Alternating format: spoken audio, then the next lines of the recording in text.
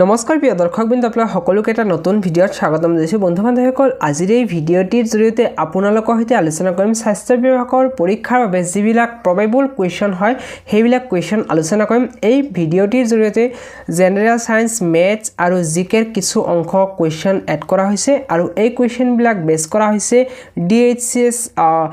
যি 2022 চনৰ পৰীক্ষা হৈ গৈছে সেইবিলাকৰ কিছু PYQ এড কৰা হৈছে লগতে কিছুমান ইম্পৰ্টেন্ট এক্সাম ওৰিয়েন্টেড কোৱেশ্চন সায়েন্সৰ এড কৰা হৈছে লগতে জেনাৰেল ম্যাথমেটিক্স অলপ কিছু এড কৰা হৈছে আৰু জিকে অংক এড কৰা হৈছে ভিডিঅ'টো গুৰুত্বপূৰ্ণ সহকাৰে প্ৰথমৰ পৰা শেষলৈকে চাব যদি আপোনালোকে DLP আসাম চেনেল প্ৰথমবাৰ ভিডিঅ' চাইছিল চেনেলটোক সাবস্ক্ৰাইব কৰি ৰাখিব এনেকুৱা ধৰণৰ ভিডিঅ'ৰ আপডেটসমূহ নতুন ভিডিঅ' পাবৰ বাবে আৰম্ভ কৰিছো আজিৰ ক্লাছটো আজিৰ ক্লাছৰ প্ৰথম কোৱেশ্চনটোৰ পৰা আৰম্ভ কৰিছো প্ৰথম কোৱেশ্চনটোত কৈছে which of the following would come used to treat disease skin surface অর্থাৎ স্কিন সাৰ্ফেসৰ যদি কোনো বেমাৰ হয় তেতিয়াহলে আমি কিহৰ সহায়ত আমি তাক ভাল কৰিব পাৰি ইয়াৰ থকা অপচনসমূহৰ ভিতৰত কাৰেক্ট অপচনটো হ'ব অপচন নম্বৰ বি অৰ্থাৎ এন্টিসেপ্টিক আৰু কৈছে which of the following element is present in heavy water অৰ্থাৎ গধুৰ পানীত কোনটো মৌল উপস্থিত আছে ইয়াৰ থকা অপচনসমূহৰ ভিতৰত অপচন নম্বৰ বি হৈছে কাৰেক্ট অপচন অৰ্থাৎ হেভি হাইড্ৰোজেন অৰ্থাৎ গধুৰ পানীত হেভি হাইড্ৰোজেন মৌল থাকে ইয়াতে দিয়া হৈছে ইয়াৰে আপোনালোকে এইখিনি চাব পাৰিব হেভি ওয়াটাৰ কিন্তু ডিউটোৰিয়াম বুলি কোৱা হয় অৰ্থাৎ D2O বুলি কোৱা হয় অৰ্থাৎ ডিউটোৰিয়াম বুলি কোৱা হয় আৰু ফ্ৰেন্ডছ সকল নেক্সট কোৱেশ্চনটো লৈছে নেক্সট কোৱেশ্চনটো কোৱা হৈছে which of the following gases helps to bread or break fermentation so as to make it soft and spongy বা সফট কৰিবৰ বাবে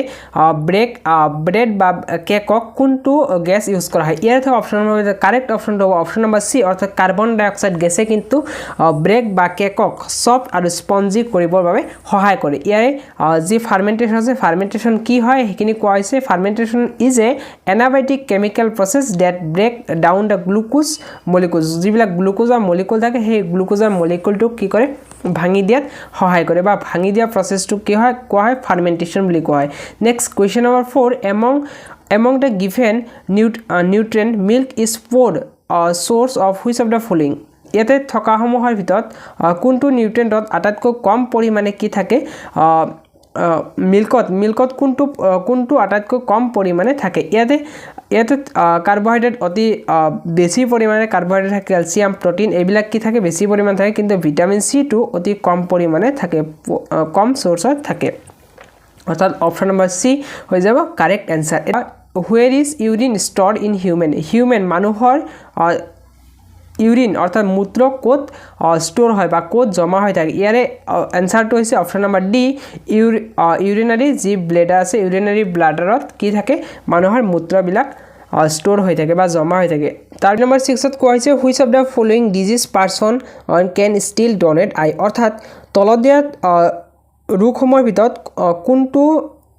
ব্যক্তিয়ে মানে কেনেকুৱা ৰোগীয়ে তেওঁলোকৰ আইটো ডোনেট কৰিব পাৰে ইয়াৰে থকা অপচন নম্বৰ ভিতৰত কাৰেক্ট অপচনটো হ'ব অপচন নম্বৰ বি অৰ্থাৎ এষ্টমা পেশেন্ট যি এষ্টমা পেশেন্ট আছে তেওঁলোকে কিন্তু তেওঁলোকৰ আইটো ডোনেট কৰিব পাৰে এইডছৰ পেশেন্টে দিব নোৱাৰে এতিয়া 7 number question elements that is not found in ব্লাডত কোনটো মৌল পোৱা নাযায় ইয়াৰে অপচন নম্বৰ ভিতৰত কাৰেক্ট অপচন হৈছে অপচন নম্বৰ সি ক্ৰোমিয়ামটো ব্লাডত পোৱা নাযায় next number 8 lungs of a plants are উদ্ভিদৰ lungs বুলি কাক কোৱা হয় উদ্ভিদৰ lungs বুলি leaves অৰ্থাৎ পাতক কোৱা হয় অৰ্থাৎ lungs মানে পাতে কি কৰে উদ্ভিদৰ খাদ্য প্ৰস্তুত কৰে গতিকে উদ্ভিদৰ lungs বুলি ক'লে আমি পাতক বুজি পাও বা পাতক জানো এতিয়া question number 9 deficiency of vitamin A causes vitamin A যি ডেফিচিয়েন্সি হয় সেই ডেফিচিয়েন্সি কি হয় এই কোৱেশ্চনটো চাওক DHS 2022 চনৰ টেকনিক্যাল পদৰ যি পৰীক্ষা হৈছিল সেই পদত কিন্তু আহি গৈছিল ইয়াৰে আনসাৰটো correct option number B night blindness অৰ্থাৎ কুকুৰিকণা যি ৰাতি যিবিলাক ব্যক্তিয়ে ৰাতিত দেখা নাপায় তেওঁলোকৰ এই বেমাৰটো হয় অৰ্থাৎ ভিটামিন এ ডেফিচিয়েন্সি লেক যেতিয়া হয় তেতিয়া কিন্তু নাইট ব্লেন্ডাৰ বা কুকুৰিকণা ৰোগ হয় অসমীয়া হলে কুকুৰিকণা হৈ যাব এতিয়া question number 10 deficiencies in which hormones leads to diabetes mellitus অৰ্থাৎ ডায়াবেটিস মেলিটাসৰ বাবে কোনটো হৰমোন কি হয় দায়ী হয় ইয়াৰে কাৰেক্ট আনসাৰ হ'ব ইনসুলিন অৰ্থাৎ ইনসুলিন যিবিলাক ব্যক্তিৰ কম থাকে সেই সকল ব্যক্তি কিন্তু ডায়াবেটিস হয় এতিয়া এইখিনি হৈছিল আমাৰ সায়েন্সৰ পাৰ্টৰ পৰা লোৱা হৈছিল ইয়াৰে এই কোৱেশ্চনটো কিন্তু ডিএছএছ 2022 চনৰ যি টেকনিক্যাল পদৰ পৰীক্ষা হৈ গৈছিল সেই পৰীক্ষাত কিন্তু আহি গৈছে আজি কিন্তু টেকনিক্যাল পাৰ্টৰ পৰীক্ষা হৈ আছে তাৰ কোৱেশ্চনটো পালে আপোনালোকক ভিডিও দিব চেষ্টা কৰিম এতিয়া কোৱেশ্চন নম্বৰ 11 ত কোৱা হৈছে simplify and choose the correct answer ইয়াৰে চাওক এটা ম্যাথছ দিয়া আছে ইয়াৰে এইখিনি যদি কৰে তেতিয়াহলে ইয়াতে দেখা পাব এইখিনি আপুনি বদমাছ ইউজ কৰিব লাগিব আগতে ব্ৰেকেটৰ কামখিনি কৰি লওক এইটো যদি কৰে তেতিয়াহলে কি হৈ যাব 11 পূৰণ 11 মানে 122 11 এইখিনি যদি কৰি দিয়ে তেতিয়াহলে 121 হ'ব মানে এইখিনি মানটো 1 হৈ যাব টোটাল মানটো কিমান হৈ যাব 1 হৈ যাব এইখিনি যদি মই কাটি দিও এইখিনি কাটি দিলে 1 হৈ যাব আৰু ইয়াতে চাওক এতিয়া মই এইটো কৰিছো এইটো কৰিলে কিমান হ'ব 7 হৈ যাব ইয়াতে 7 হ'ব 7 -3 -4 আৰু এই মাইনাসে ফাৰ্ষ্টৰ পৰা গৈছো চাওক অলপ বুজাত আপোনাক কনফিউজ হ'ব পাৰে সো ফাৰ্ষ্টৰ পৰা এতিয়া 118 মাইনাস ইয়াতে কিমান আছে ব্ৰেকেট আছে সো ব্ৰেকেটটো এটো দি লৈছো আগতে এটোত হৈ যাব 1 -4 এই মাইনাসে কি যাব +4 -3 আৰু এটো ব্ৰেকেট আছে আৰু এটা ব্ৰেকেট মাইনাস এটো কিমান হ'ব 9 - 3 9 - 2 = কিমান হৈ যাব 7 হৈ যাব এটো 7 হৈ যাব ব্ৰেকেট দি দিলো এটা এতিয়া চাওক ইয়াতে কিমান আছে 118 মাইনাস এটো হৈ যাব 5 মাইনাস এটো 3 পৰা যদি 7 গুছি যায় তেতিয়ালে -4 থাকিব ভিতৰত থাকিব -4 আৰু এটো এটা ব্ৰেকেট হৈ গল 118 -5 মাইনাসে মাইনাসে প্লাস এতিয়া এটো হৈ যাব প্লাস এতিয়া এই দুটা যোগ কৰি দিয়ক 118 আৰু ইয়াতে ভিতৰত যাব 9 এতিয়া এটো যদি মাইনাস কৰে তেতিয়াহলে 118 ৰ পৰা যদি 9 মাইনাস কৰি দিয়ে তেতিয়াহলে কিমান পাই যাব 118 ৰ পৰা যদি 9 মাইনাস কৰি দিয়ে তেতিয়াহলে পাব আপোনালোকে পাব 109 অৰ্থাৎ 9 × 2 = 18 অৰ্থাৎ এতিয়া অৰ্থাৎ 9 যদি যোগ কৰি দিও তেতিয়া 18 হৈ যাব অৰ্থাৎ কিমান পালে 109 পালে 109 ক'ত আছে অপচন নম্বৰ এ আছে গতিকে এই কোৱেশ্চনটোৰ বাবে অপচন নম্বৰ এ কাৰেক্ট আনসাৰ হৈ যাব বুজি পাইছে যদি কিবা ধৰণৰ বুজাত প্ৰবলেম হৈছে তেতিয়াহলে আপোনালোকে একবাৰ পজ কৰি চাই লব পাৰে ইয়াতে মাইনাস প্লাসৰ খেল অনলি মাইনাস প্লাসটো কৰিলে আপোনালোকে আনসাৰটো ইজিলি পাই যাব একবাৰ স্ক্ৰিনশ্বট লৈ লব পাৰে এতিয়া মই এইখিনি ইৰেজ কৰি লৈছো এতিয়া নেক্সট কোৱেশ্চনত কোৱা হৈছে if the sum of 40% of a number and 30% of the same number is 70 then the number is এতিয়া এই কোৱেশ্চনটো কিন্তু SSC CGL 2022 চনত আহি গৈছিল এতিয়া চাওক আমি পার্সেন্টেজ কিনি মই যোগ কৰি দিম এতিয়া পাৰ্সেন্টেজ যদি যোগ কৰি দিও 40% + 30% কিমান হৈ যাব 70% হৈ যাব 70% টো মই তলত লিখিলো এই নাম্বাৰটো কি 70 70 টো ওপৰত দিলো আৰু এই পাৰ্সেন্টেজটো আমি গোছাৰ মূল নাম্বাৰটো ধৰিলো মই 100% আছে এই পার্সেন্টেজ গুছি গল 70 গুছি গল এতিয়া কিমান থাকিল 100 থাকিল 100 ক'ত আছে অপচন নম্বৰ বি আছে এইটো কোৱেশ্চন হ'ব বি নাম্বাৰটো হৈ যাব কাৰেক্ট আনসাৰ এনেকুৱা ধৰণৰ কোৱেশ্চন কিন্তু আপোনালোকে এক্সপেক্ট কৰিব পাৰে এতিয়া নেক্সট কোৱেশ্চন নম্বৰ 13 কোৱা হৈছে 13 the equivalent fraction of the decimal number অৰ্থাৎ 2.25 ৰ যি ফ্ৰেকশন হয় সেই ফ্ৰেকশনটো কি হ'ব পাৰে এতিয়া এটো এডিআই 2024 ত আহি গৈছিল ড্ৰাইভাৰ পদত মেবি এতিয়া 0.25 মানে আমি কি লিখিব পাৰি 0.25 মানে লিখিব পাৰি 1/4 অৰ্থাৎ এটো যদি আমি 1/4 লিখো 2 + 1/4 কিমান হৈ যাব এটো যদি কৰি দিও ভাঙি দিও এতিয়া এই তলত 4 আহি যাব 2 আৰু 4 পূৰণ কৰিলে 8 হ'ব 8 * 1 = 9 অৰ্থাৎ 9/4 ক'ত আছে 9/4 আছে অপচন নম্বৰ এ অৰ্থাৎ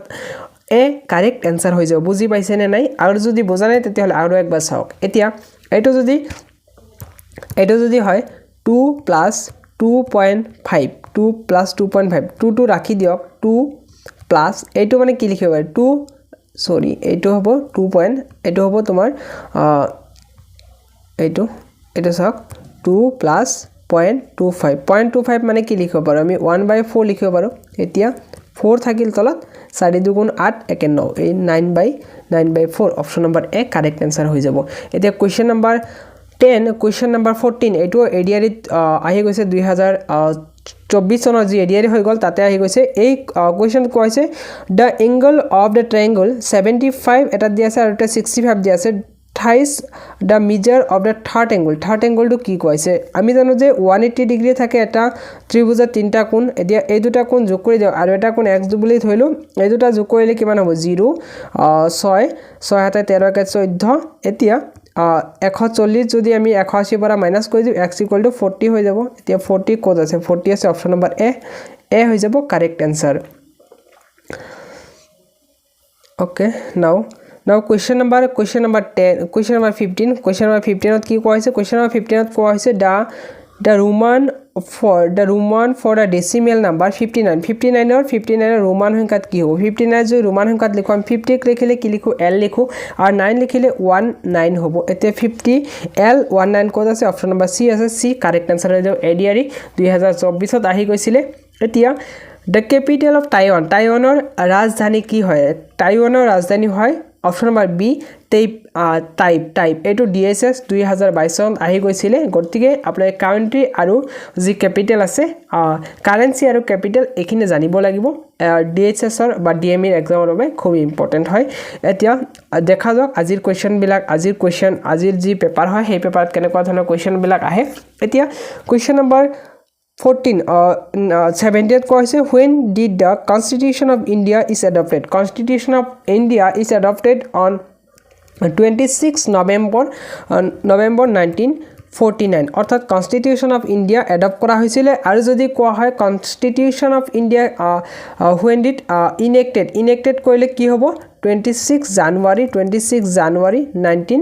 1950 অর্থাৎ 1950 সনৰ 26 জানুৱাৰী তাৰিখে কি কৰা হৈছিল ইনেক্টেড অৰ্থাৎ কাৰ্যকৰী কৰা হৈছিল এডপ্টেড মানে গ্ৰহণ কৰা হৈছিল ইংৰাজী টাৰ্মটো হৈছে এডপ্টেড মানে গ্ৰহণ কৰা আৰু ইনেক্টেড মানে হৈছে কাৰ্যকৰী কৰা এতিয়া বুজি পাইছে এতিয়া আমি নেক্সট কোৱেশ্চন নম্বৰ 18 কোৱা হৈছে হু ওয়াজ দা ফাৰ্স্ট মুঘল এম্পায়াৰ মুঘলৰ প্ৰথমজন কি আছিল মুঘলৰ প্ৰথমজন এম্পায়াৰ বা শাসক কোন আছিল ইয়াৰে আনসাৰ নিজে জানে অপচন নম্বৰ সি হৈ যাব কাৰেক্ট আনসাৰ বাবৰ অৰ্থাৎ বাবাৰ হইল জৰ চাৰিলৈ সুদে মানে এটো হৈছে সিকোয়েন্স যদি আমি সিকোয়েন্সটো জানিব বিচাৰো বাবাৰ হইল জৰ মানে বাবাৰ মিন্স বাবৰ হইল মিন্স হুমায়ুন হেনেকৈ ধৰণে সিকোয়েন্স বিলাক আৰম্ভ হয় নিশ্চয় আপোনাক এনেকুৱা জানে এতিয়া এই কোৱেশ্চনটো কিন্তু অলপ ঘুৰাই পকাই আহিছিল এটো কিন্তু ডিএসএস ত আহিছিল ডিএসএস 2022 ৰ যি পৰীক্ষা হৈছিল হেখিনি আহিছিল মই হেখিনি কোৱেশ্চনৰ পৰা মই এই কোৱেশ্চন বিলাক লৈছো হেই পেপাৰৰ পৰা এতিয়া ইয়াতে কোৱা হৈছিল how many Lok Sabha seats in Assam ইয়াৰে কোৱেশ্চন নম্বৰ আনসাৰটো হৈ যাব অপচন নম্বৰ বি অৰ্থাৎ 14টা টোটাল অসমত কি আছে